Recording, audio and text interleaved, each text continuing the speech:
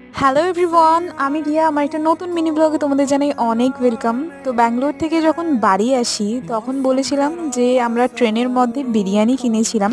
আর ব্যাঙ্গালোরের বিরিয়ানি কিন্তু এইরকমই হয়, মানে একদম মাংস ভাতের মতন।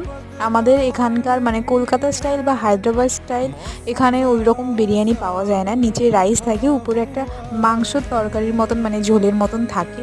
তো সেটাই এটাকে এখানে বিরিয়ানি বলা হয়।